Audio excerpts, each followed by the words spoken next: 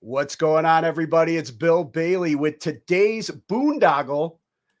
And real quick housekeeping note, if you're watching us on YouTube or on the Rumble channel, please hit that subscribe button, help build up our followers. And if you're listening to us on whatever podcast platform you utilize, please hit the follow and subscribe button.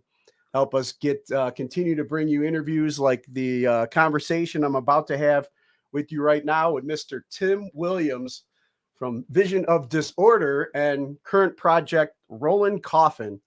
What's What's up, going Bill? on? How are you, Bill? How's everything going? Good, man. Yeah.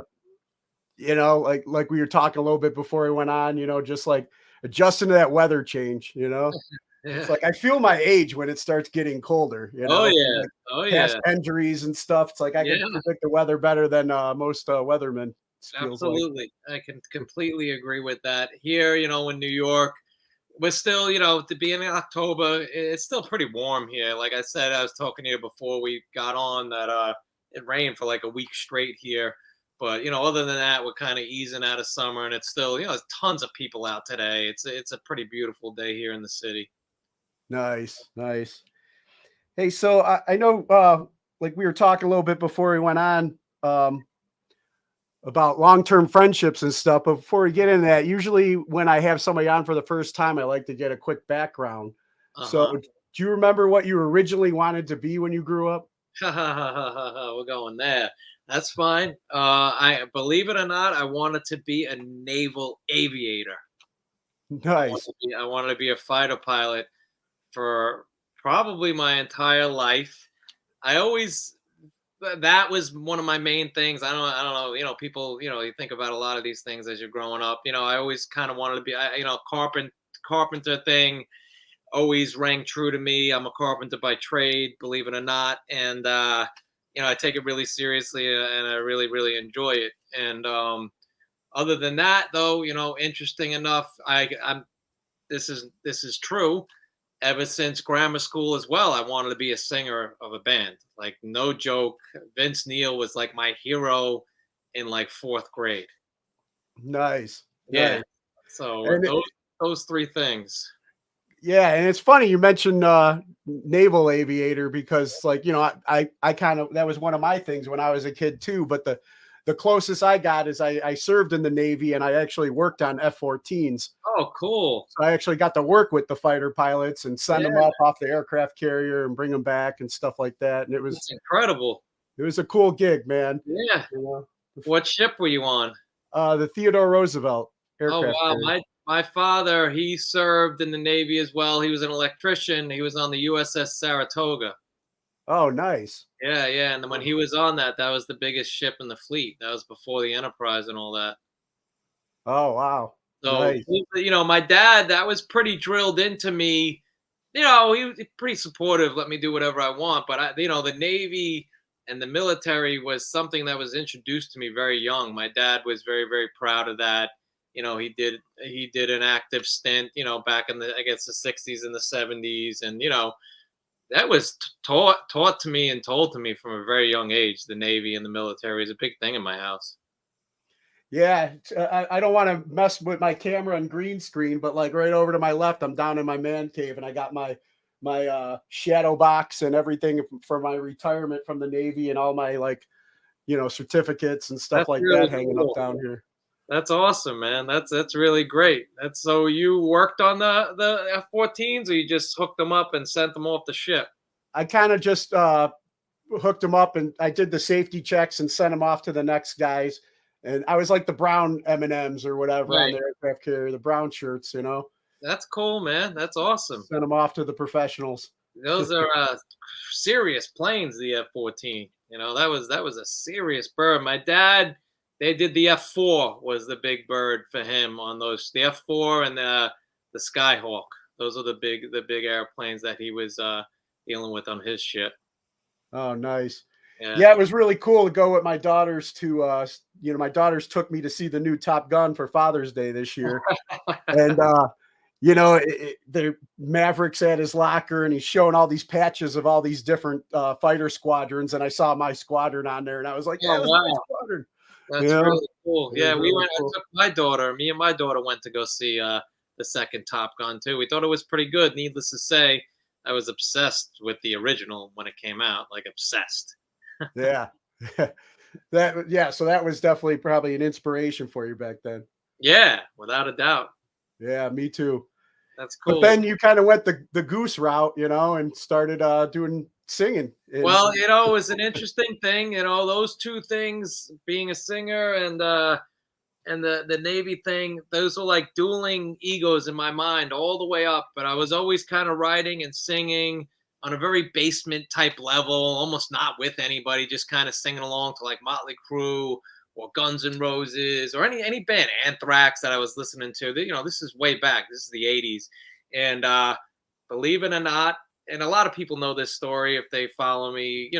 More or less, they know my career and stuff. When I got into like 11th grade, I fell flat on my head for the Doors. Like I got really into Jim Morrison and the Doors, and I can honestly say it was like a life-changing moment, and that was it. That's where I went. Bye bye Navy. that was so that was that's what I was that going to was, ask you. that Like, was it. Like there was a lot of inspiration and bands in my life, but the band that made me get up on the stage and do that was the Doors and Jim Morrison. That was it. There was no turning back when that happened. yeah, I mean that Oliver Stone movie was just Yeah, like I remember watching that too and be like, all yeah, right, yeah. yeah, I want to That party was with that, these it guys. was that movie that really opened my whole world up in many many ways and set me on a course of a lifetime. Nice. It was the next 20 years were just completely all music constantly. Nuts. So, I mean, you said like most of us, like, I would play in the garage, and play like Kiss and stuff like that. And I killed it on the tennis racket, man. I was Right? incredible, but never really, never took it serious and took it past that point. But when you were in high school, when did you start like finally like getting together with other musicians and like-minded people and start playing? Like-minded people, like ninth grade into 10th grade, I did like a 2-song demo with that wasn't anything heavy by any means, but it was a 2-song demo on one of my close friends' older brother's like 4-track. He was a pretty good guitar player, and we were jamming around one day. And I went in there, I wrote the lyrics. I can still remember the name of the song. It was called The Forgotten World. I sung it. I wrote the lyrics over his guitar part, and he was just like, "Holy shit, this is actually really, really good." And it was pretty good. And that was the beginning. And then not too long after that, VOD. VOD was an early band. We were in like late high school. We started that band, so it was Oh, nice.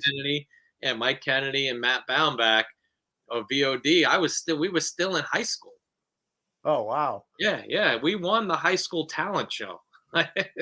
Nice. Yeah, Yeah, that's got to be on the resume, yeah. We love we covered "Love Me Two Times" by the Doors with a thrash ending to a packed Oh, auditorium in our high school and ripped the place apart. oh Unbelievable. man, I would love to have been a fly on the wall for that. That sounds There's a incredible. video of that lurking around. I think I have a copy of it that I don't know where it is, but that was recorded. It's on video, Nice. VHS somewhere. I'll have to find that, man. Yeah. It's not on YouTube or I nothing, don't huh? think it's that, no, because there might be one copy and I have it. And then there was the high school, that was the talent show, and then the high school battle of the bands. That's on tape as well. And that was a separate performance that we won also. Nice. In the That's high back in school. the big camcorder VHS days, Yeah, right? yeah, yeah, yeah. And that, by then we were kind of getting heavy. Like it was VOD started off as like a thrashy garage band. Like there's no other really way. I don't know if I'm going too far ahead, but there's no other No. real way to explain it. It was me, Kennedy, and Baumbach with like another drummer, no bass player, just like the Doors, for quite a while. We recorded the first demo with there was no bass player. Mike Kennedy actually played bass. So our first, I don't know, year or two of shows on the local scene was without a bass player. Nice. And then yeah, so New York City's always has had a rich history of music and bands, and I Sure. mean CBGBs, and the New York hardcore scene is, one of some of my favorite bands from that. Before you guys were getting out there and playing, like, what was it like in the scene? Were you like hitting shows and Oh yeah, building a name? And yeah, we were right up in it. Like I said, once we started like hanging out with like minds, it all came together very quickly. Like I said, ninth grade, I was still a little young. I might have went to one or two shows, but it was more like 11th grade. I don't know how old I was, fucking 16 or something like that, 17. And it was all about your Pantera, White Zombie. And then those were like Alice in Chains. That was kind of swirling around. It was that time. And then we started getting into like the hardcore stuff, which was more Life of Agony. Biohazard was enormous. And there was this really exciting point where it seemed like Biohazard and Life of Agony were like dueling, it seemed like every week. I couldn't remember how quick the intervals were. They were putting out another song that was like better than Life of Agony song. And then this Biohazard song was incredible. And it was a really cool time. There were a lot of local clubs around on the island and in the city. Like we started to get really into Madball. Like that was a really big love thing. Madball. Oh my God, Madball. Still killing it.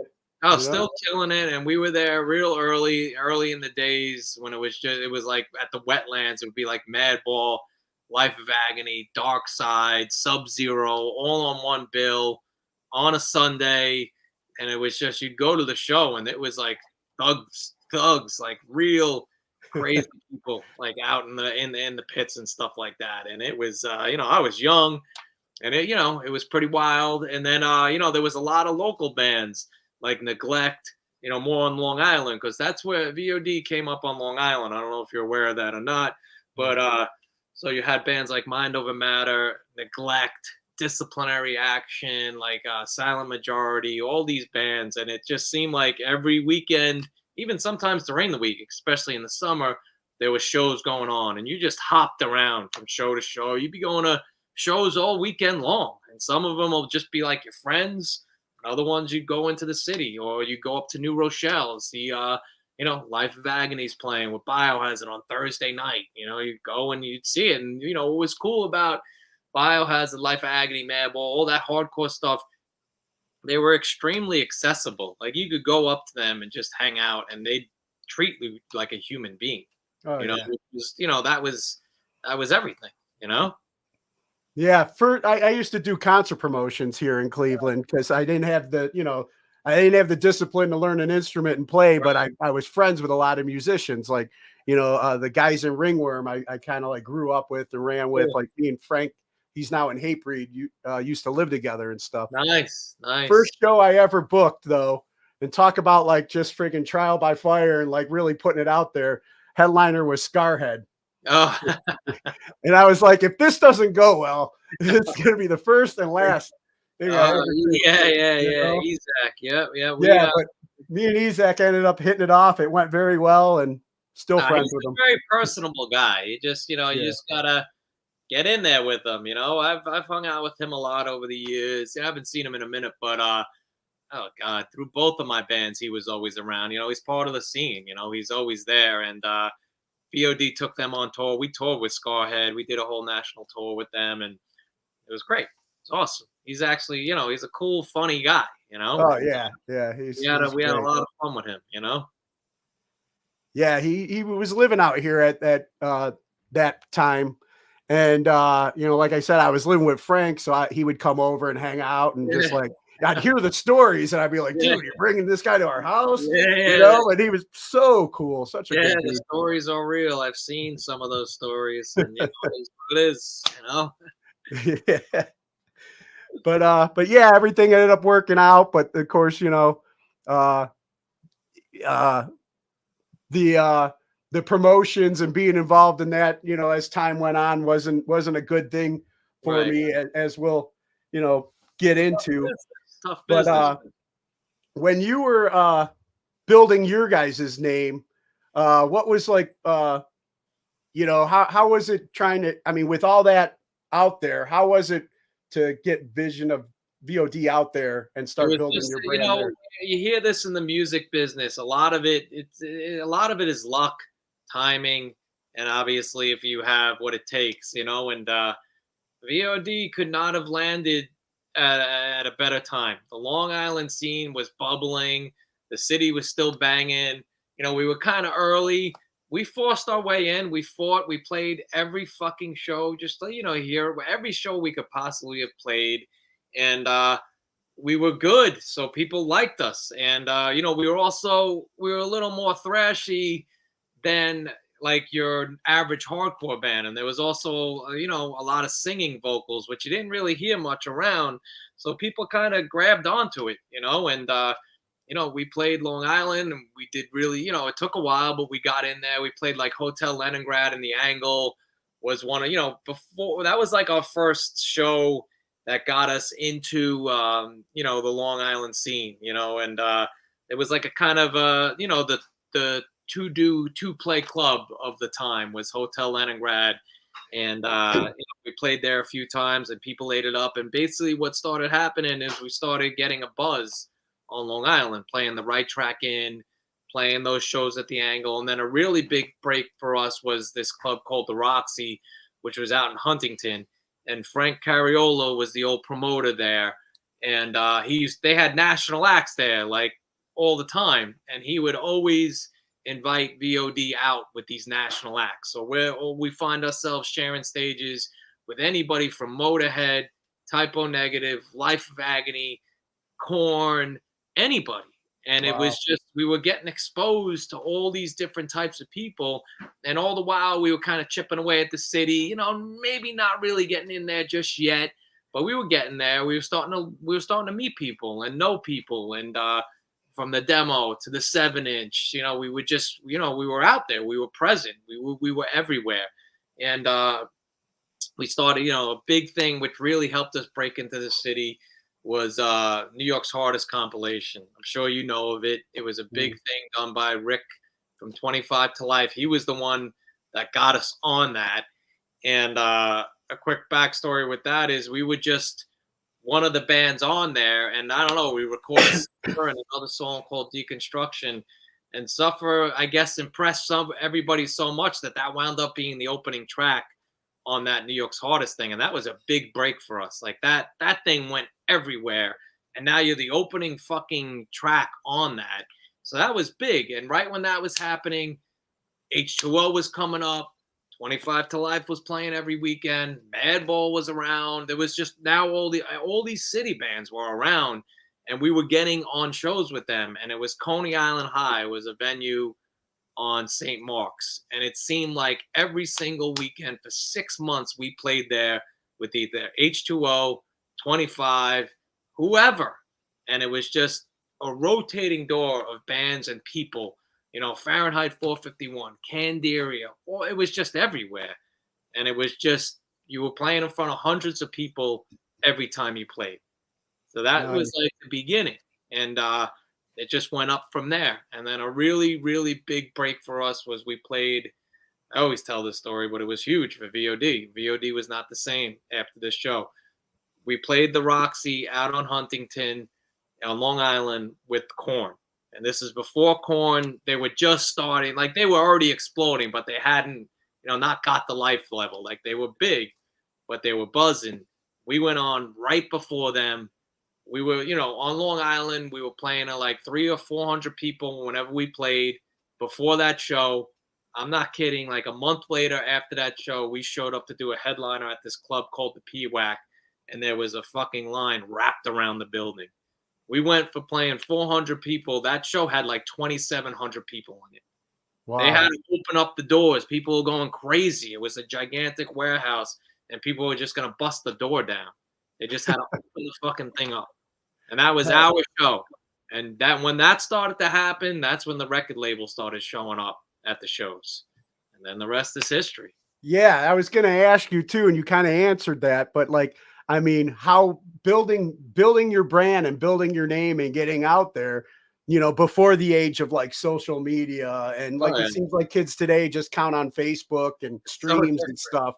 But I mean, that was back in the days of the hustle. You had to get out there and that's what we did. We hustled. We hustled. We made flyers for every fucking thing. We went to other people's shows. We hung out.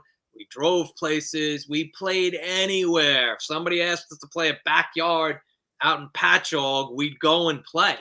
Somebody asked us to play skateboard park in Connecticut, and then they're gonna give us like a show in the Bronx. Fuck it, we're gonna do both. And we did shit like that. We did that for years. Years. We played on the ground. Nobody. We played at ABC No Rio. It was like 5 people on a puddle. That was it. That was the show. But it was fucking amazing because you were in the city, you were having a great fucking time, and it didn't matter who showed up. Nobody cared. There were no egos then. That stuff didn't come till later. Like it did not matter. You just cared. All that mattered was your band, your rehearsals, and what you were doing after the show. That's all that mattered.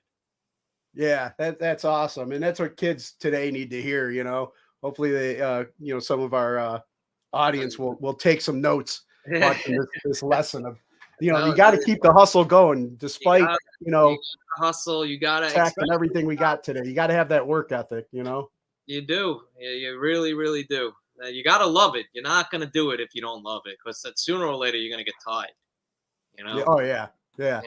And then so as time went on and you started getting noticed by the labels, then obviously you get people behind you, and then they start you start branching out of New York and getting on some tours, and even over in Europe.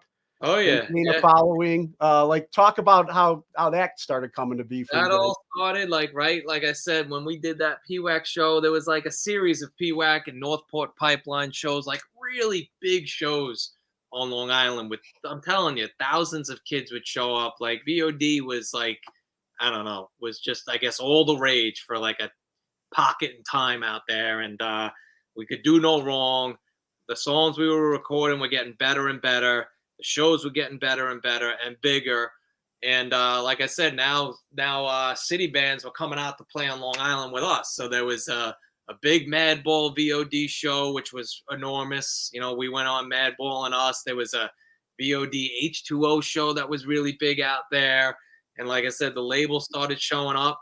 And, we wound up, long story short, signing a record deal to Roadrunner. And our first tour, Madball took us out. Madball took us out on like a 2-week run. We had a first tour that we did with another band, but that was just like we financed it ourselves and stuff like that with this band Excessive Force that went up and down the East Coast. It was cool. That was really early though. And then I would say our first tour as a signed act was Madball took us out. It went out as far as like Grand Rapids, and then it kind of came back and hit like the Northeast and stuff. And that was exciting. Madball was a big band for us. We really respected Madball and liked Madball, and now they're calling us up, taking us on fucking tour.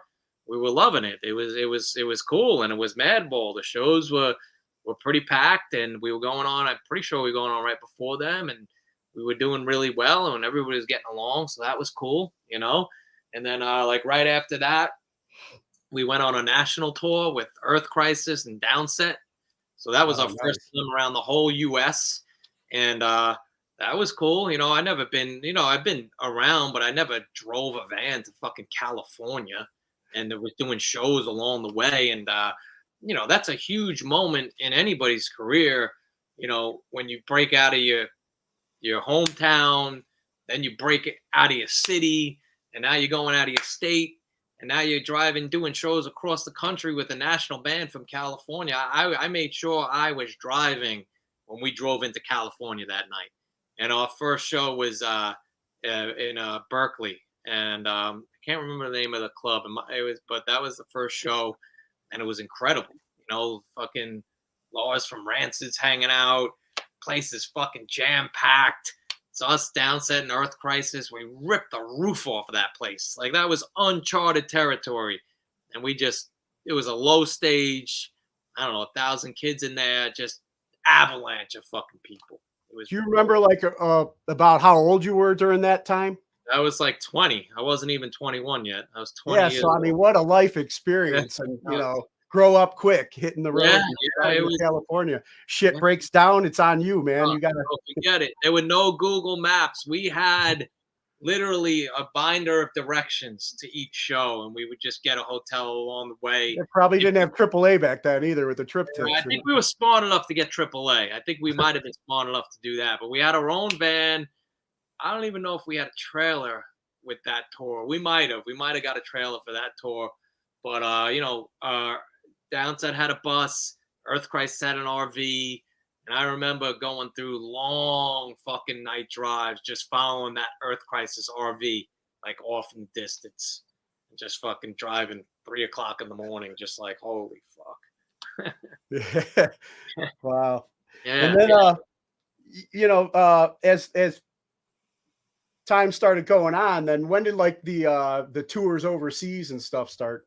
That started, it all like really erupted very quickly. So we were doing all that stuff, and then we had a really big show come up in the city at the Roxy, and it was all the rumor before the show that Sick of It All was coming down because they wanted to see us play, and there was a rumor that they were going to ask to take us to Europe. So it's Sick of It All in their prime. They just, I think it was the Built to Last record. Great guys. Again, another highly respected band. We grew up fucking watching and loving and watching from the crowd and being like, who are these guys? You know, and we did the Roxy and it was packed again. Like, I don't know how many people were there, but we fucking destroyed the place. And I remember talking to Pete. I think Pete and Armand showed up at the show. And I was talking to them at the bar, and they were just like, "Oh, you guys are great. Really fucking, been hearing a lot about you, and we want to know if you guys want to come to Europe with us." And I was just like, yeah, definitely, And they're like, "All right, we're gonna take you to Europe," and that wound up being like, I think it was 5 weeks, might have been longer, but it was a long, full fucking European tour, and it was just us and them. And it wasn't the easiest tour, man, because Europeans, and again, we're back in time where VOD is kind of like a strange hybridy band. Like, we are hardcore, but we're kind of like a little metally, we're not your traditional, we were never a traditional hardcore band. And that's just, we were lucky enough and welcomed into a hardcore scene. But obviously we were hardcore, but not like your regular straight up hardcore band. So the Europeans, they, some of those places did not like us. But, we muscled through. I remember me and Fleisch got a crazy case of food poisoning. We had to cancel a show. That sucked. Otherwise, just 20-year-olds loose in Europe for fucking 5 weeks with a double-decker tour bus. It was wild. I mean, and you can't put a price on that kind of like, it's like, college level education type, like world education, man. No, world education. You can't put anything on that. I'm lucky enough I had those opportunities. I would never trade them in, and I'd do it all again in a heartbeat. It was an incredible experience, and while we're over there, we got booked on the Ozzfest, and that was a game changer. Ozzfest 97 VOD. I think we came home from Sick of It All. We were home for 3 days, and boom, gone out on the Ozzfest for another 7 weeks of like craziest rock and roll education anybody can have. It was Pantera, Marilyn Manson, Fear Factory, Machine Head, Black Sabbath. The first time they were playing as their original lineup with Ozzy. It was the side stage was Cold Chamber, Downset, Neurosis. It was just like a circus. And now I try and tell this story too, because VOD, we did really, really well for a really long time. And we did do well on the Ozzfest, but now you're up against professional metal bands. And we really got an education on what life is like from metal to hardcore, because it was not the way it was like today. And it was a lot different. And sometimes we didn't feel too good. We felt like kind of like an outcast, the only band without a tour bus besides Neurosis. So we got along with Neurosis really, really well. Obviously, we got along with Downset very, very well. There's a lot of rock star attitudes. We were like peons, but we made some great friends. Like Rob Flynn took a really big liking to us, and that we were really good with, really tight with Machine Head. And that was really good because he kind of brought us into the Pantera world, which everybody who knows VOD, that was an enormous fucking moment for VOD, because once I started to become friends with Anselmo, he wound up singing on our second record, which was like the pinnacle point of all things VOD. And Yeah, I had read that, and I was going to ask you how that relationship came to be. all those relationships came out of the Ozzfest, and you know, we were hanging out with these people every day. You spend time with these people in these situations and these settings that you become like these bonds form. And you know, I have to hand it to Rob Flynn. Rob Flynn really took an interest and a liking to us on that tour, and he like kind of extended his olive branch to us and brought us around all these fucking metal people who otherwise would have maybe had their nose up in the air, you know. And Selmo has like an affinity to the underground, so he knew VOD, so he was cool with it. But without Rob, I don't think we ever would have gotten to that door. You know, he introduced me to him one night, and we kind of hit it off right away. And then Anselmo started coming around and watching us play and shit like that. So, you know, we got to become pretty good friends, and we hung out. And Imprint came along right after Ozzfest. We went. I think we went to Japan, and that was an incredible experience. Like, you know, we did a headliner in the U.S. And then we went over to Japan, and then after Japan, that was it. We came home. We started writing our second record, which is Imprint. And I called up Anselmo. We wanted something special for the record. Record was heavy. You know, we came out of that Ozzfest. We wanted to write a really heavy fucking record, like no bouncy stuff. We wanted to write a heavy, aggressive record, and that was Imprint. And I wanted something special for it. We were thinking about guest vocals, and then I was like, "Fuck it, let me call Phil. Let me see if he'll do it." And he did it without even batting an eye. I called him up. All he could say is no, man. You took the shot and worked Yeah, out. took a shot, and then you know, I wound up bringing it down to his house. Hung out at his house for a couple of days. Went to his local studio, and then it's me and him toe to toe in the studio, which was cool. So yeah, that was a cool experience. You know, not many people can say they see one of their heroes working in a studio environment. As a singer, that's a whole different world. People don't see that. You know what I mean? And it was really cool. And it had to tighten the bond that you guys had. Yeah, too. absolutely. Yeah, I had gone down there a couple of times after that. You know, we hung out. It's cool.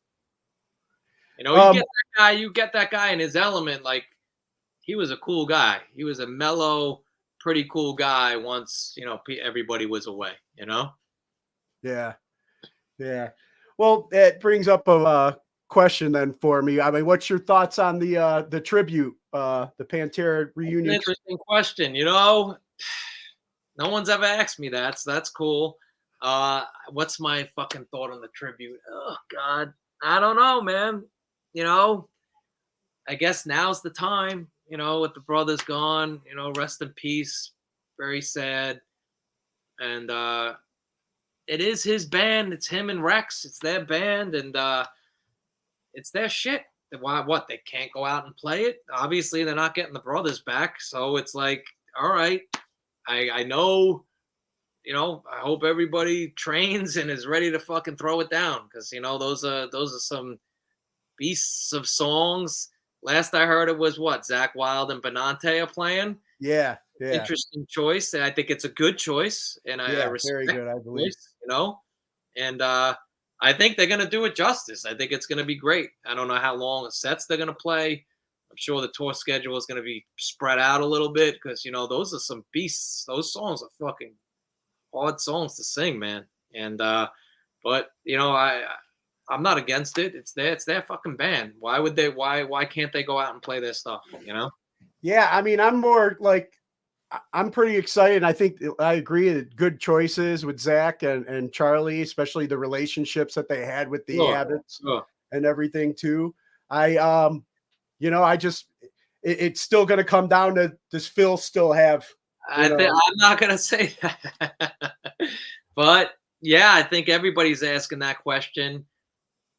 You know, Phil, you know, from what I could tell, again, I'm not like super close to him anymore. You know, life goes on, things happen. And, It seems like he's got his shit together. I know him as a very determined person when he wants to be. I know he's gonna take this seriously. He's not. I Yeah, don't he's see. not going to call it in. No, he's not. Yeah. He's gonna take it seriously. I guarantee he's already fucking training for it. He'd be an idiot not to. And from what I've seen of him, he's a worker. He fucking works. And you Yeah. say what you want about the guy. He's had some he's had some bad moments. We all have. Yeah. And but he was a professional and he's a fucking hard worker. So let's see what Yeah, he's. I'm looking forward to it, Sure. So Sure. it should, but so as with like everything, like kind of like VOD's out there running hard, going for a while, and then it came to a point where you guys had to take a hiatus, Sure. and then Bloodsimple Yeah. comes into like talk about like a little bit about what when you guys were like, all right, maybe we need to put a time out on this and start. All right. Yeah, VOD, you pretty much said it. Ran hard for many, many years, non-stop act. People were getting tired of each other. We did that last record from Bliss to Devastation, which I will still stand behind. And if you look at some of the streams that fucking record has got over the years, it was a great record, but it was not well received from the fans. It was a fucked up time. I had a death in the family. My father died. Trade Center went down. The record wasn't doing well. People were fucking fed up. Me and Kennedy, even before VOD called it quits at that point, me and Kennedy, we were in Europe with VOD about to start Tattoo the Planet. And we were already talking about, all right, maybe it's time me and you split off and, do a more aggressive, heavier type band. So that Bloodsimple wasn't Bloodsimple yet, but it was already in the works. The conversations were already happening. The minute VOD that tour took a shit, Trade Center went down. Everybody came home, and that was it. We hit the ground, and everybody went their separate ways, and nothing was going on. And me and Kennedy, he was already handing me demos. Like it was like Tattoo the Planet was late September, September 10th, we flew out for it. And we got stranded over there for 2 weeks, and I was already getting demos in October. Like we were writing straight hate in October. So there was just no break. We both lived in the city by now. We both lived pretty close to each other. Long story short, we kind of did some demos on our own, and then we found a local Brooklyn guy named Nick Rowe. And Mike was like, you got to check this kid out. He's a really good producer, and he's a really, really good guitar player. I think he could work out for us. Why don't you go do a demo with him, do a couple songs with him. If you vibe with him, maybe we'll get him in. I vibe with him. Nick was really talented in the studio, and he was a cool, mellow kid, which I really liked. And he was an incredible musician, incredible guitar player, and drummer. He's like one of those modern kids that can play everything and run the computer. Like me and Mike could not do Pro Tools. That is not us. You know what I'm saying? So, we're hanging around in Brooklyn, partying, going crazy, I'm laying down roots now. Like I said, I live in the city now. I was with my ex. We were building a life together. That went on for like 3 years. And then we'll fast forward to like 2005. Bloodsimple just, we recorded a couple other demos, and Bloodsimple got picked up. Kyle got into the band. I think we got Chris Hamilton first, the drummer, and he introduced us to Kyle. Chris had a rehearsal place in Reading, Pennsylvania, and we used to jam in his barn. Kyle just walked in the door. He didn't even have to pick up the bass. We're like, you're in. He was a great guy. And right away, we were just like, that's it. He was an incredible bass player too. And, that was a professional act. Everybody was really, really good at what they did. And we got the attention of Mudvayne, the singer of Mudvayne. I guess he was starting a label or something, Chad from Mudvayne at that point. And he loved the demo. And he was just like, this stuff is incredible. I'm starting an imprint on Warner Brothers. I want you guys to be the first band. Why don't you talk to my manager? We talked to his manager, and I kid you not, like a week later, this guy had us on an airplane to fucking California to do like showcases for like 8 labels.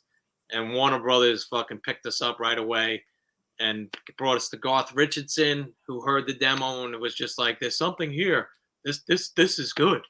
And he wound, we wound up spending like 8 weeks up in Vancouver on his farm, rock star style, like just fucking recording, living on the side of a mountain for 8 weeks in the summer into the fall in Vancouver. And we came out with the first record, what is it, A Cruel World. And that band, we played a couple of local shows. Like I know we played with Superjoint once or twice. We played some local stuff on our own, but right away, again, we were in with Mudvayne. They took us on tour like right away. And we would I know Life of Agony. Again, Life of Agony is another band. Just saw Joey a couple of days ago. They were always constantly in our orbit. Like Life of Agony has taken a lot of my bands out and given them shows and giving them breaks and hooking them up with managers. And they took us to Europe. They took Bloodsimple to Europe, and that was an awesome tour. We were there for like a week. It was perfect. Like maybe 7 or 8 shows. We did Belgium, we did Germany, we did England, and it was fucking incredible.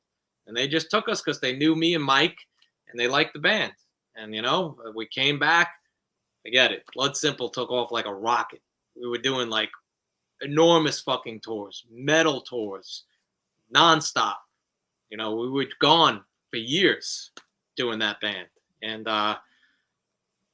it was amazing, and it was also hard. There were a lot of divorces happened. That band was just gone. The wheels were off the track, and we were just living this crazy, crazy life. Packed shows, playing with Korn. Korn's taking you to Australia. I'm on stage singing with Alice in Chains. I'm hanging out with Corey Taylor, Stone Sour for like an entire summer. We're doing festival circuits in Europe that people could only dream about. And we were knocking them out. We were just doing really, really well. It was a really great experience, and that lasted for 2 records. And then, it was time for Tim to take a break. I was on the road. Bloodsimple, we did our second record, Red Harvest. It was great. It was a great record. But, what happened, a big hit to that band was Warner Brothers. The record business started to change. And, streaming came. Like, the record business was taking major hits. And basically, we had a team of like 20 people behind Bloodsimple on the Cruel World record, touring for a year and a half. Amazing record budgets, big video budgets. And then from between that time and the second record, everybody was fired or let go or left. We came back to that second record with like one person, this guy Raymond, who was like a radio guy, and he was a cool guy. He did recently pass away. That sucks. But he was like our only champion left. We went from 20 people to one person, and it just wasn't hitting as well. And I kind of came up to some problems. It was kind of winding down, but I came into some personal issues, and I needed to fucking get the fuck off the road. And that can parlay into another part of the story, but that was it. And Gotcha. I had to quit that band. Wasn't easy. I think we had a 7 Dust tour, a couple of tours lined up. Like I said, there were people that got divorced through that band, me being one of them. And it was rough. It was rough. I had my first kid on that touring cycle, and I missed the birth. We were playing Hellfest in France. She came 6 weeks early. So my first daughter, I wasn't even home for. So needless to say, my life was my gig was up. Things were about to get really, really rough in Tim world, and I need to make some serious life changes, or either I was gonna die, or things were gonna get really bad. Gotcha. So, and I've talked with other musicians about this before, about the similarities to almost like, being in the military and being a touring musician, because Yeah, of all the stuff yeah. that you like, the home stuff that you miss Sure. because you're out there doing what you got to do, you Yeah. know, and that's, you know, huge, man. It was huge. I'll never forget that day. As long as I live. Now, you know, I want to get into like, you know, your current project and obviously touch on what we were talking about before we came on the air. But I had read this and I've always been a fan since I was a kid. But was it Bloodsimple that had a song on the SmackDown versus Raw video game? I believe so. What's the name of the song? Do you know the song? No, I didn't write that down. But Honestly, it would most likely be Bloodsimple. it was 2009. That's Bloodsimple then. Yeah, 2009 video game that came out or whatever. And I was just kind of curious, were you a fan or were you excited about that? What is that? A video game? Like, I don't even know what that is. It was a video game, yeah. WWE SmackDown versus Raw. I've played my fair share of video games, but I was more into like Call of Duty and stuff like that, and Splinter Cell and shit, and SSX snowboarding. Those are like my big Xbox games. Like I still have an Xbox down there. This is like my little studio, but I don't know. I think it's like an Xbox 360. It's probably like 6 game consoles back. Like I don't really play them anymore. So I don't even know what that video game was. All right, but so I like I said, we were talking a little bit about this before we went on the air. You kind of touch on it a little bit. I mean, the whole reason why we got connected up through our mutual friend Rene. Yeah, you know, friggin', I call him the Kevin Bacon of rock and roll because he knows everybody. Yes, he does. Know? Yes, he does. And you know, me and him became friends. Tight bond because we're both in recovery, right? And you know, come to find out, we get, you know, he connected us, and you're walking the same journey as we are now. Yeah. You want to touch a little bit about when that came to in your life? Yeah, it came into my life. Well, I started telling you, you know, things got real rough for me in the Bloodsimple years. You know, I partied very hard throughout my entire career. Anything was game. And anybody who knew me, who toured with me out on the road, they knew how it was. You know, I was partying with the rest of them, getting hammered daily, nightly, anything. And, you know, towards the end of Bloodsimple, I started to really, we were doing so much fucking touring, so much fucking partying, that it started to become not fun pretty quickly. And I started to really, really come down with like crippling fucking anxiety, like crippling, like not want to get out of bed. Basically, you know, the stories you hear about, you know, I was like just watching I would start getting up at like 3 o'clock in the afternoon and just watching the clock till 7 o'clock to when I could start drinking. And once I started drinking, all that anxiety would melt away. I was the fucking man at the party. I was the maniac on stage. I was this, I was that. And then I'd wake up the next day in fucking pieces. And that cycle just went on and on and on until I started having like flat out panic attacks, like heart attack style. I remember my first one, like it was yesterday. We were in the Netherlands, probably, I think we were in Holland, and we had to cross over we had to get over the border to get to Download Festival, which is in England, and we had a ton of fucking weed, and we had to smoke it all because we weren't going to throw it out, and we didn't want to risk it going across the border. So me, 2 other guys smoked every fucking last ounce of it, dying laughing, you know, the typical fall down drunk high stories. Crawled into my bunk that night, and then at one point, subconsciously or consciously, I had like a flat out fucking heart attack. Like I could not breathe. It was this intense, crazy fucking panic that I woke up and I wasn't sure if it happened or it didn't happen, but I did not feel the same. I was riddled with fucking anxiety, sweating through fucking shirts. I felt like I almost couldn't talk to people. Like I was fucking shot. And I showed up at Download. That's like the most social show on the universe. Everybody who's everybody is at that festival. And it's just like, I couldn't handle it. I remember calling my ex at the time, and she was just like, "What's wrong with you? You don't sound right. You don't sound. You're gonna be okay." Like it was bad. So long story short, I don't want to. This isn't a fucking drunk log. I made it through that tour, but it was that cycle: drinking until I woke up in pieces, drinking till I woke up in pieces. Got on the plane home, had a panic attack at 30,000 feet. I thought the airplane employees were going to have to physically restrain me. Like it was really bad. I talked myself out of it, but it was so bad that it affected me for months. I couldn't get on the subway.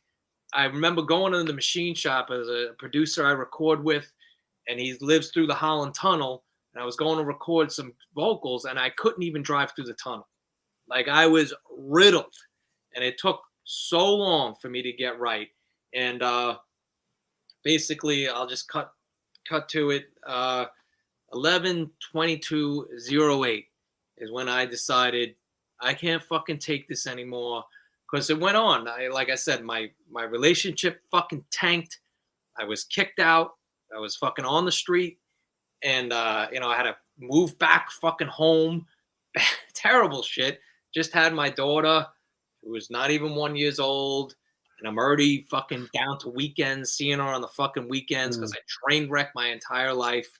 But it took like 6 months for me to get my act together, because long story short, VOD started playing again because I can't fucking sit still. And what I started to notice, we did 2 really big local shows, and the same thing was happening. I was partying, getting fucked up, playing to packed out shows, and doing really bad things afterwards. And, my ex came to one of the shows, and it was Irving Plaza, sold out VOD show. And after the show, she's like, "Why don't you come home with me and my brother? We'll go out to dinner or something like that." And of course, I made the other decision. No, I'm going out partying with my friends. And it went on like that for 6 months after my life completely train wrecked. And I had nothing left. Nothing. And 11/22/08, I walked myself into a meeting, and that was it. I was lucky enough to get in. I had a very close friend who brought me in. It was not easy. It was hard. That's where it began. I don't know where you want to go from there, but that's where it began. Well, I just like I was talking with you before we went on, my home group meets tonight, and last week I gave my testimony / lead, and there's so many similarities that I have. Like, 1-year-old daughter, and I have a, major death in the family. Well, even go back. We don't get into this like numbing and escaping unless we dig in the roots and find out like what were the core causes of why we had to do that, Right. And for me, it was like, we talked about the Navy. I was on the aircraft carrier at 19 years old. I witnessed my first guy die, and that's when it's kind of started for me. I was already kind of like partying with my friends in high school, and I liked the drinking and the warm and fuzzy feeling that it gave me with my friends. But I didn't like that feeling of this. I just saw this person die. I don't know how to handle it. I didn't like how the whole situation was handled. And I just felt like worthless and not valuable. And I didn't like having that feeling. So I'd numb with drugs, alcohol, sex, right, throughout my entire military career pretty much. And then I have a 1-year-old, and major death in the family. And then I go on a really bad bender, and I'm only seeing her on the weekends. I lose my rights with my daughter. And it was funny because I shared this in my lead too, because I was doing the concert promotion thing and also like running a website, and I would get advanced CDs. And I've shared this story with Jamie Josta, but Hatebreed was just coming out with Perseverance at the time, and I Will Be Heard. I got the single, and I'm just like, looking at myself in the friggin' mirror with a couple lines there, and I'm listening to this friggin' song, and I'm just like, dude, I got to get my shit together and get back with my kid. And I did, and I started, but it took until my last deployment where I finally hit my bottom, and I was like, I'm about to. Then I had 2 girls, and I'm like, I'm about to lose both of them, Right. And that's when my journey started, Yeah. So it's just like I could really connect, but that's when the work starts too for us, Oh, because yeah. it's like, okay, now I'm getting rid of my crutch, Yeah. Now I got to work on what's causing me this crippling anxiety, what's causing me this depression, what's I got PTSD and all that, That work, so that work never ends either. Beginning for me, sobriety, I was lucky because where I lived in Greenpoint, Brooklyn, after I finally moved back into the city, there was a major support system for the programs there. Everywhere there's a meeting, everywhere. And there's young people. It's exciting. Not that I have anything against older people at all. It was just there's musicians. It's a very vibrant scene down there. And I met some really great people. I met my wife, which is incredible, in there, So I wouldn't have met her if it wasn't for that. And the beginning of the journey, believe it or not, Rene, he took me not to one of my first meetings, but very early on, he took me to a meeting out on Long Island, and I remember, meeting him at his front door of his house on the island. He's like, "I'll take you to a meeting," and we go, and we got in the car. First of all, I start telling him my story as well, going in the door. He's like, "Shut the fuck up! Don't tell in front of my wife." Shut up. So we get out in the car, and he just looked at me, and it was November, so it's maybe even December by now, very early sobriety. He's like, "You want your family back, right? You want your family back, right?" I was like, "Yeah." He's like, "Well, let's go." We went to a meeting, and I think that was an NA meeting, so it wasn't really what I was looking for, but it got me through that night, and that's what it's all about. Back then, that's what it's about, getting through the day.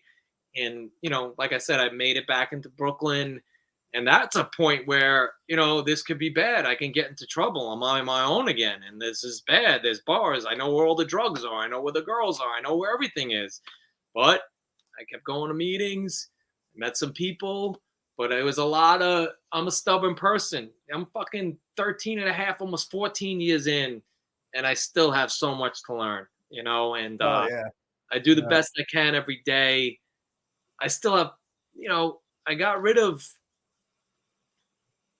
the drink and the drugs, I got rid of that, but it's still, you have to be careful. The devil's always fucking taking jabs at you. But now it's more the spiritual, mental journey. I still have a lot of work to do. And, I'm fortunate and grateful that I bounced around enough. I stayed around enough. I'm not a poster child for what it is, but I do what works for me. I stay connected, and I've made some really positive, healthy choices in my life that have made me better. My music is better. I sing better. I perform better. If anything, there's that. I never toured sober ever. I maybe played a couple of shows sober because I had a sore throat and I had to. And but I never fucking enjoyed it. And once I started doing shows sober, it became different. It wasn't about the girl at the end of the show. It wasn't about how many beers I can drink or how I could screw this person over or whatever, or what bar everybody's going to. That's all over, man. It's over. When I go out and do shows, we look for some good food, we hang out. We're present with everybody else on the tour. We're not hiding in a fucking corner blowing lines or trying to scam on some chick and disappearing. You know what I mean? yeah. A lot of my career was that. And, it should have been more about the music. But we were partying so much. Granted, we did some amazing shit. But I probably could have done more stuff if I wasn't fucking trashed all the time. And all my role models were shitheads. You know? Yeah. I always looked up to Henry Rollins, the way he performed, the way he worked out, the way he was this no apology hard ass.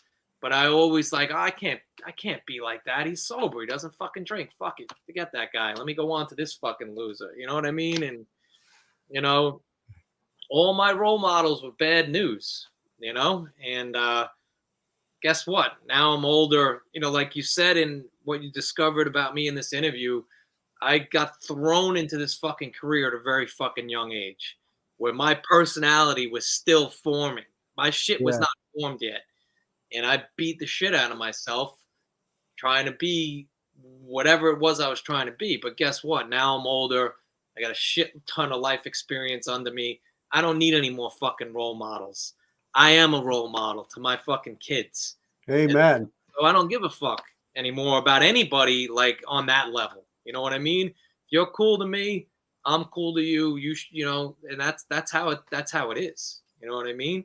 Yeah, yeah. And you just reminded me too, is like, I mean, still so much to learn. Like I'm on 13 years right now, but even I mean, I was a dry drunk for a number of those years where Yeah, I me was just too. like, I Me was too. getting caught up and not really working a Yeah, program and not hitting meetings. And I was absolutely. still acting out, doing stupid shit, even though Yeah. I wasn't drinking and drugging, but I was still scamming on the women and Oh yeah. stuff Yeah. like that, where it Cool. got to the point where my daughters were grown up teenagers. They got hip, and their mom, who hated me, was sure to tell them what a Oh scumbag yeah. their dad was, Yeah. and they hated me, and they moved out for a while. And I said the same thing to my sponsor. I was like, man, I got to get my kids back.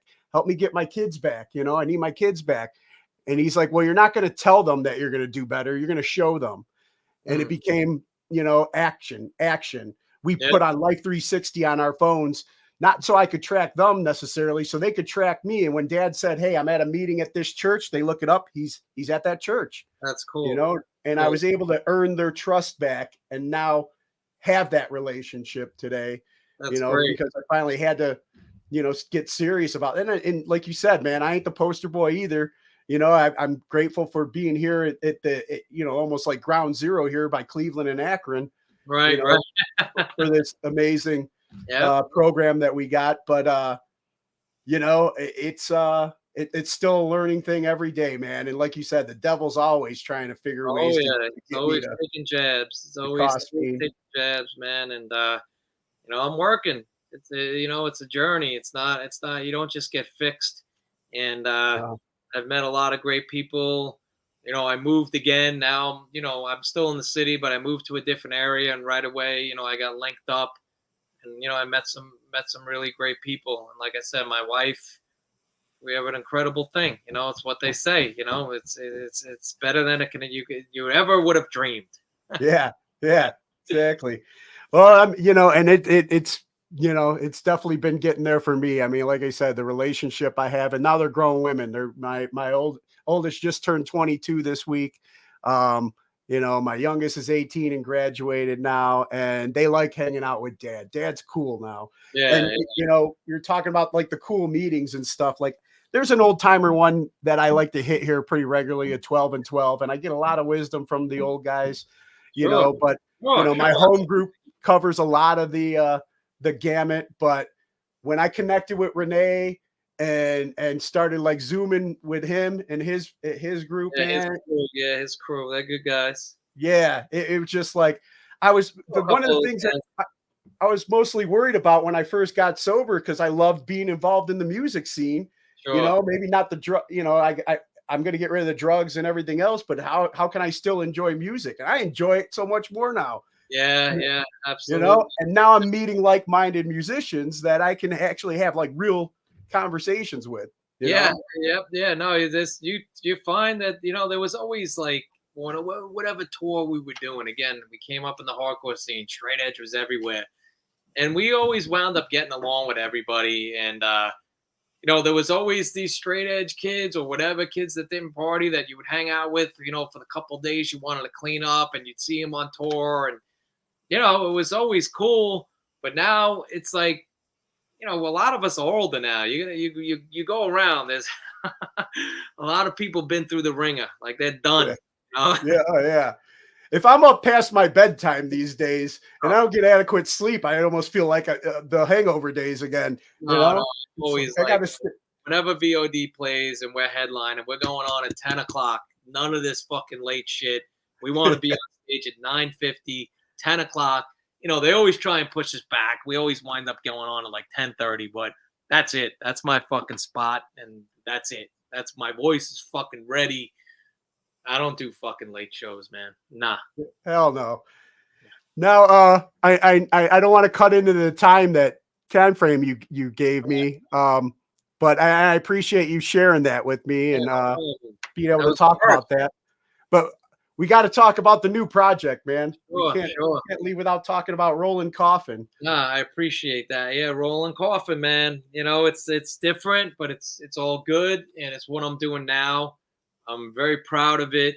You know, anybody who knows me personally, even on a maybe a closer professional level, has always known I've wanted to do my own thing. Not that I wanted to quit the bands and do something crazy, but I've always wanted to do my own fucking EP, own record, whatever it is I wanted to do.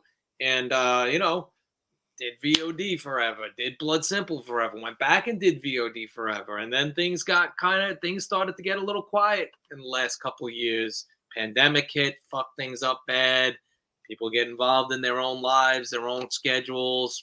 Totally cool, friendly with everybody I've ever been in a band with, and now is my time. You know, things weren't really happening with VOD.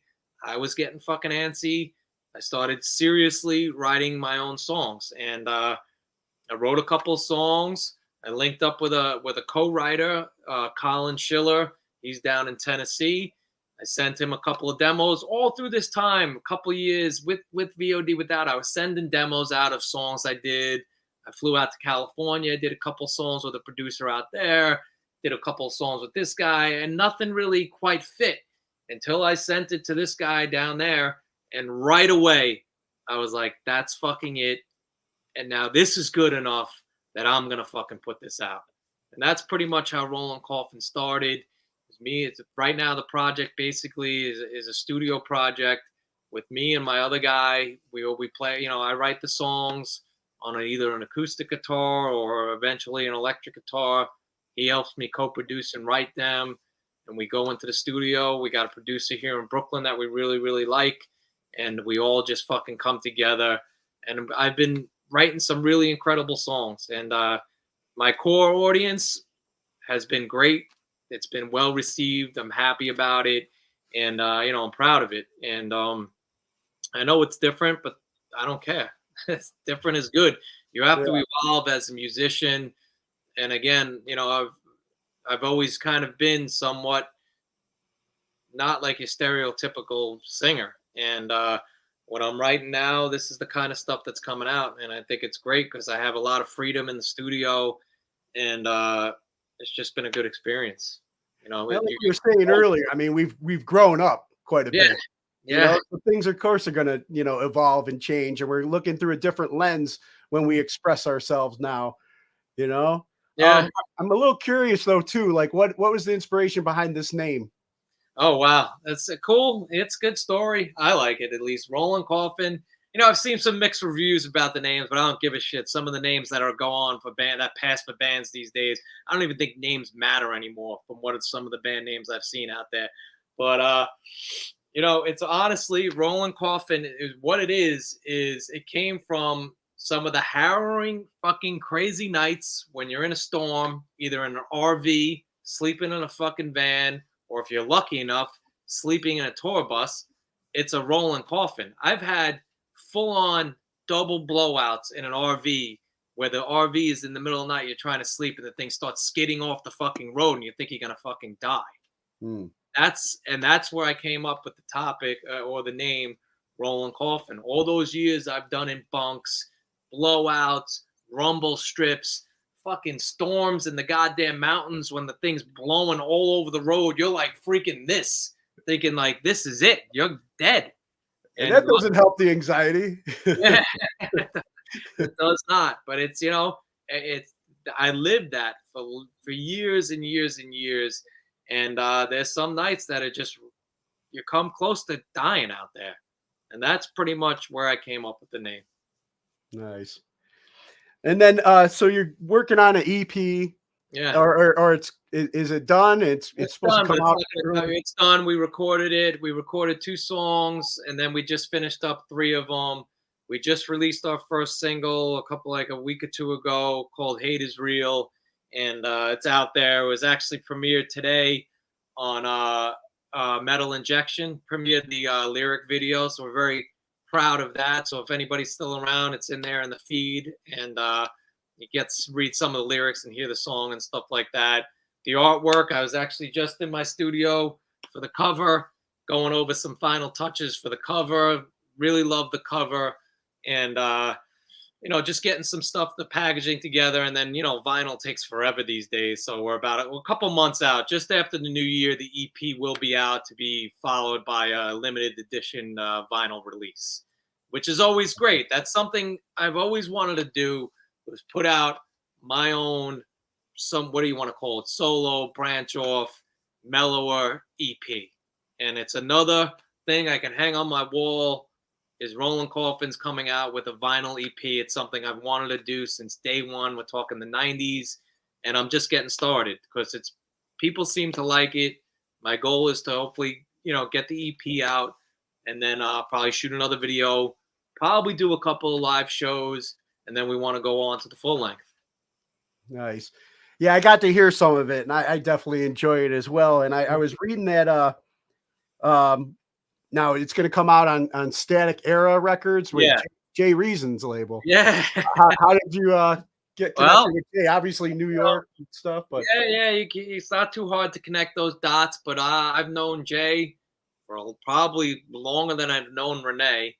And Jay was a kid from the Connecticut scene with Jamie and all those guys at the Tune In. He was a promoter, and he was also had a band called Voice of Reason. And he's another kid that's always been around. He would come to see. He used to see VOD back in the hardcore days before the national tours, and book us up in Connecticut. So I've known. We've had dinner at his mother's house. Like, I've known the guy forever. And when Rollin Coffin, I started to get serious with it, and I wanted to find a home. This isn't a joke. I didn't want some big, giant label. Not that, who knows if they would have signed me anyway.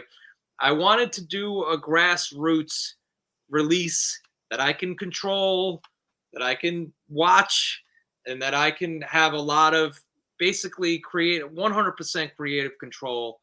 And, I wanted a good deal where I felt like I was getting what I deserved. And I wanted to find people who were passionate about the project, that actually liked it. And, I sent it out to a couple people, and Jay was just overwhelmingly really cool and enthusiastic. He's right up the road in Connecticut. It's not that far away. And he was the man for the project. And that's why I decided to go with Static Era, because it was just a grassroots, local, no frills fucking label that I can do whatever the fuck I wanted. And that's what I wanted. Yeah, I think you've earned that right. You put in the time. You talked about, we go back to Ozzfest and how you guys felt like the peons, but we all got to start there, and work our way up. And I'd say you've worked your way up to this. I appreciate that. Thank you. Thank you. For sure. Now, I know we had to get ready and end it here in a little bit, but if you got a couple more minutes, you mind answering some of the questions I normally ask my guests? Yeah, go ahead. I got it. And then real quick, too, so Static Era Records, when this is about to come out, where would fans be able to pick it up? And also, if they want to, check out Rollin Coffin and everything, where you want to send them? Rollin Coffin is anywhere you listen to music. It's on every platform: Spotify, iTunes, Apple, everywhere. And then you could go to Rollin Coffin on Instagram. We're Rollin Coffin Music on Instagram. You could go to Tim Williams Vokes on Instagram. I'm always constantly updating that if anybody wants to interact with me. I'm very, pretty proactive on that. And then through Static Era's website and stuff like that, you can get everything, and all you'll be able to get the vinyl, and you can get all the singles and stuff like that through all that. I also if you're really interested, you could go on to hit the link on my link tree on T. Williams Vokes, and you could get Coffin coffee for all you coffee drinkers out there. We have our own coffee that I designed. It's called Coffin Coffee.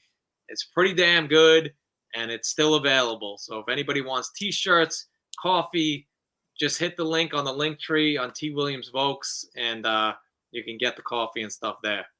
Whole beans, man. You know us meeting guys love our coffee now. You're damn right. Pick it up. It's good. It's great. Nice. I'll have to reach out, or I'll have to order some. So you mentioned quite a few of the bands that kind of like helped you along the way and stuff, but like, and you kind of mentioned some of the ones that were inspirations, but who would you say are like, and I know this is always tough for musicians, but who are your top 3 musical artists? Like, just that I like? Yeah. Or that, the top 3, oh God, yeah, you hit it on the head. It's pretty fucking hard to answer. It depends what kind of mood I am, but like, if we're going to get into the all-time favorite realm, it's going to be Pantera, it's going to be The Doors, and it'll probably be Alice in Chains. Like, those are my all-time, like, you're talking life-spanning fucking bands that have done so much for you. I would have to say them. After we hang up, I'll think of 10 more. Nice. And then, this is another tough one, but is there a particular song that you feel has inspired you in life that's, something that's a go-to on a playlist for you whenever you need to, pick me up? Yeah, I am like a repeat offender. I listen to a lot of the same songs over and over and over again. And again, it would have to be my goddamn mood would determine that, a go-to song, fucking go-to song. Oh my God. Dirty Old Town by the Pogues. Love it. Nice. That's one of my favorite fucking songs of all time. This is gonna, There Is a Light That Never Goes Out by the Smiths. It's an incredible fucking song. I'll definitely blast fucking Deftones. Although I kind of at a point where I think I've played them out, but I love the fucking Deftones, and I'll fucking blast that shit in my car, and I'll feel good, And it could be a lot of their songs. I can't really put my finger on one of them, Love Madball. I'm not just saying that to be cliche. Set It Off. Love the song Set It Off. That gets me in a fucking great mood. It could be a good mood, be a bad mood, but that's definitely something. I love Madball song Face to Face. Drums on that fucking song, and just the way Freddie's flavor on his vocal on that song. It could be one of my favorite Madball songs, stuff like that. Probably, I know I haven't had a chance to hear it yet, but I think VOD's cover of The Doors' "Love Me 2 Times" would be one that I'd be into. Yeah, that was a good one. Bloodsimple actually covered a Doors song, 5 to 1. That's actually recorded and out. So I don't know if it ever made it out. You might find that on YouTube or something like that. Nice. I'll definitely look that one up because that was one of my favorite Doors. Yeah, we did a good version of that. Now we'll change it up a little bit with the questions. So this one shouldn't be as tough, but what class do you feel should be mandatory before graduating high school today? Man. Well, could it be a broad stroke of a class? Sure. How to make fucking money. They don't teach you in high school how to go out and make money. No, they don't even teach you how to freaking save money or spend money. I hate to say, like, money does not rule me. I'm not a money fucking person. I'm not a rich fucking person. But I've made enough moves in my life that I'm comfortable, and I don't, my kids are okay, and I'm doing all right, But the dollar does not fucking rule me. I don't fucking chase money. I think too much of it is evil. Don't get me started. But you need to learn certain things in your life, and you should learn how to go out and make money. Period. Yeah. No one should be out there struggling. You should learn how to make money. Learn how to have your money make more money for you. That's another. Yeah, that could be the prerequisite. Could be how to make money, And then the master class can be like how to make your money make more money. Yeah, exactly. And then who are 3 people who've inspired you or you can credit for making you the person you are today? Oh shit, man. Oh my God. 3 people, like people. Do I have to know them personally? Or no. No, no, just people that you feel like have inspired you or made you who you are.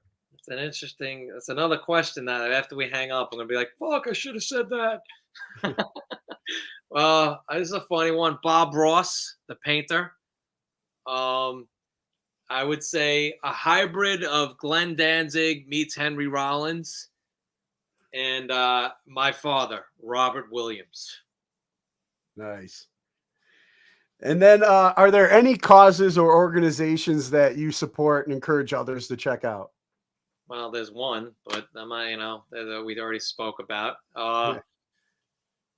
You could check out my wife, Skilled Laborers Brigade. It's a grassroots clothes operation. She's a professional tailor. Her latest stint was she was out in South Dakota on an Indian reservation, training Native American Indians how to make clothes. Of course, they are trying to bring manufacturing back to America. I think that's pretty fucking noble. Yeah. And Skilled Laborers Brigade, look it up. SLB.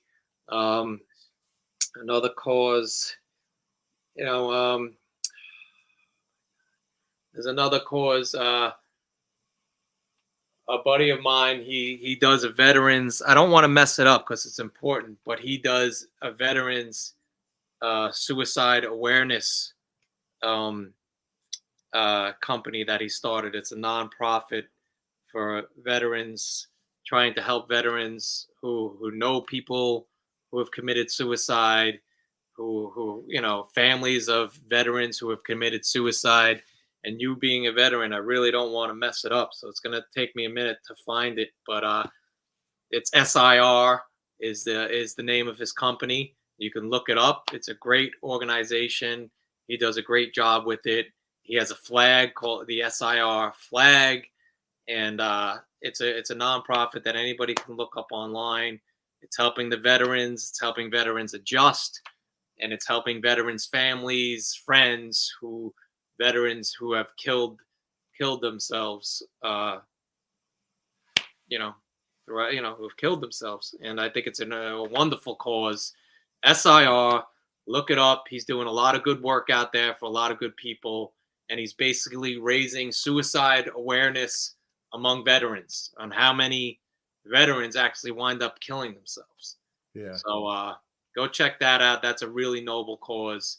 And SIR. Look it up online. I'm sure it's not going to be hard to find. It's a black and yellow flag, kind of like the Vietnam flag, and he's working on it, getting it posted on official buildings and shit like that. So he's doing the work.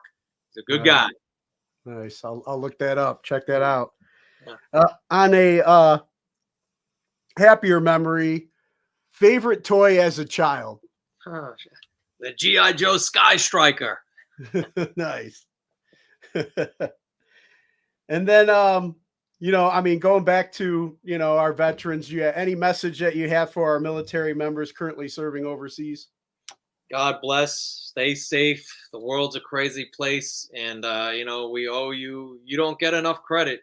I think it's a noble thing.